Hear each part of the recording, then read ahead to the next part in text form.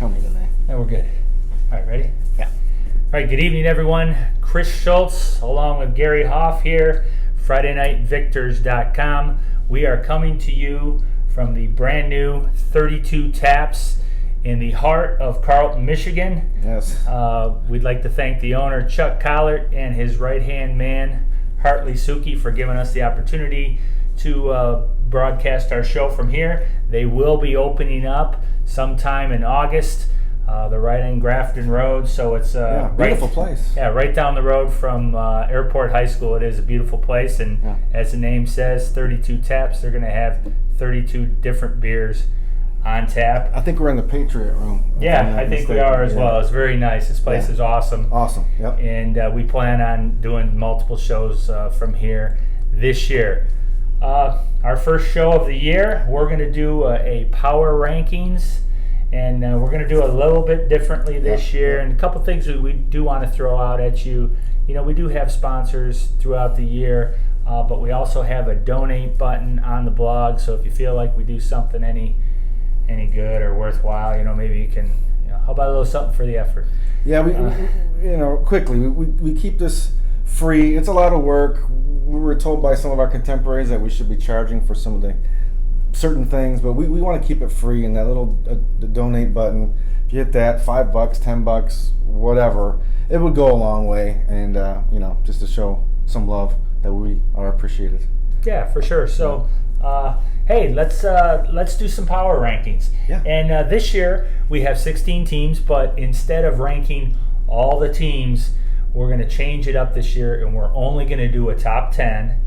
And we did a full power ranking on the blog itself in July, but we're going to switch it up just a little bit. What we're going to do is we are going to make it to who we think will have the best season, based on the league they play in, based on the division they play in, and how far they may go in the playoffs and the record they have. Because let's look at it this way. Whiteford is the Division 8 defending state champions.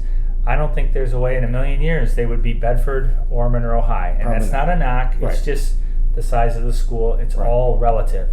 Same thing, I don't think SMCC could beat Monroe either.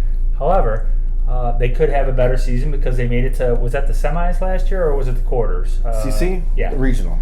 The regional final, they lost to Madison Heights Madison. So, anyways, we're going to do it from there. We're going to do a top 10. Are we starting with number 1 or are we starting with number 10? What are we doing? I guess we'll start with 10. I thought we started with 1, but that's a good idea. Let's go with number 10. So, number 10, Gary, what do you got? The Huron Chiefs. Chris, talk about Huron. That's your school. Okay. Talk about Huron. I live in Huron. Yeah. So, I guess that makes it my school. It is your school. They have a new head coach this year, Chad Smith. Mm-hmm. They're coming off a 5-5 season to where, they were solid defensively last year, but they struggled, I think, a little bit offensively. Yep.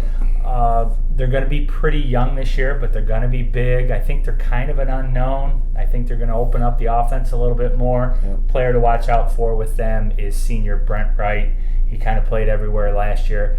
I think he'll be one of the better players in the league, but I think number 10 is probably a good spot for them. Where that takes them, I don't know. It could be another 5-5 season and a first round loss in the playoffs. I don't know. Yeah, they could be real good. They got the numbers. They got the talent. They could be real good. First year head coach is difficult. We had 6 of them last year. This year's a little bit different as far as first year coaches, but it's tough. But they have the numbers. They have the talent, and they could definitely move up the rankings. They could, yes. So next. Yeah, number 9, the Flat Rock Rams. Flat Rock. Yeah, that's another one of your schools. That's another one of your schools. You know what? In Flat Rock had only their second winning season since 1990. They finished 7-3. They graduated a lot of seniors. Mm-hmm. However, they do have some good things coming back, right? Yeah. One was their leading tackler, and he's been on the varsity for 4 years, and that is Michael Simons. He's a solid linebacker. He plays a little bit of tight end for them. Not sure what he'll play offensively this year. And they've got, one of the best around in Brandon Riem. I really admire the job he has done over there, and I know as an alumni, it makes me proud that we have a guy that coaches the way he does and has the integrity he does. Thoughts? I mean, he's not named Buck? Well, Buck's his nickname, I believe. Oh, okay. I didn't know. I thought it was Buck's nickname. So, yeah, I mean, I'm kidding. So, Flat Rock, I think you deemed it a once in a generation year last year. Well, they're gonna. The goal is to change that. They're sort not of thing. going back to the pushovers No. and where people were saying we need to get out of the Huron League, which I thought was idiotic. Yeah. And if you said that, you were idiotic. Sorry. Okay, let's jump. Yeah. Let's go to number 8. 8, the Ida Blue Streaks. I could talk a little about them. I Sure, suppose. go ahead, Of go the off. LCAA. If you've read the blog, you know. If you have been reading the blog, you know the LCAA is going to be very good this year. Yes. So it was tough to put an LCAA team in here because we think it's just going to be a mash unit as far as everybody beating everybody. Right. It could definitely be that way. Last year, for Ida, they were supposed to be a little bit of a rebuilding year. But they did have a good line coming back last year, and that equated to some success. Right, and Coach Potter got the job done in his first year, and we just don't see any reason why he can't get it done this year. Might be a little bit of a tougher situation, but I just got a good program. They got it wrong last 5 years. I think they made the playoffs last 5 years. They've set school records. They've had a really good run. They've got some nice running backs coming back. Brett Snyder's probably maybe their best back coming back, and Sampson at quarterback. Clay Sampson returning quarterback. Yeah. So we expect a good year out of them. So that's number 8. Number 7. The Milan Big Reds out of the Huron League. Of course, Jesse Hoskins. If you've ever watched, he's your favorite coach in the league. Maybe I don't know if we have favorites, but he's definitely a great coach. He's a very good coach. Yeah, and like the returning starters for them. You're talking about the They've got 2 of the better players in the league, and Hunter Bacher and Tristan Hines. Yep. And I really think they ended up 5-5 last year, a loss in the playoffs to Chelsea. They were just 19, 20 kids. Yeah. And he already knows they're going to have more like 30, 35 this year, so they're going to have depth. If they could stay away from the injury bug, they could move right up and be in our top 3 by the end of the year because they have talent and they're very well coached. Their numbers are a lot better this year. Yes, they are. 35 kids, vice 22, I think they were at some point last year. Look out for Milan. Again, they're another team at 7. They could definitely move up this list. We think they're going to have a real good year. Yes. Number 6, the Monroe High Trojans. Like I said, if we did it last year, these power rankings, Monroe would be near the top. They're such a big school. But they do come in at 6 right now. Coach Notario, we talked to him a little bit. He's excited about this team, as I think most coaches would be of this Monroe team. Excellent skill players, excellent linemen coming back. They have a real good team, and I saw your thoughts and questions comment about Monroe. I really think it may sound crazy, but I think every game on their schedule is winnable. And when you throw Jared Banks, who had an outstanding year last year, you throw in Jalen Johnson, who was underrated, flew under the radar, but had 800 yards. Yep. And then Big Boy Brown, don't forget about him. Yeah. DJ, the big lineman. Schnorberger. Okay. Brown. And then Malik Linton. Yep. So they're going to have some players. They might have to outscore people, but I think they're going to be fun to watch. And I'm really excited about when they come to Carleton and they play the Jets week 1, and then we can come back here to 32 taps on Thursday and have an adult beverage. That's a Thursday night game. It's a Thursday night, August 23rd. I'll have school next day, but I'll be there. We're number 5. The Riverview Pirates of the Huron League. Man, what a year they had last year, and they did graduate a lot of kids, a great line.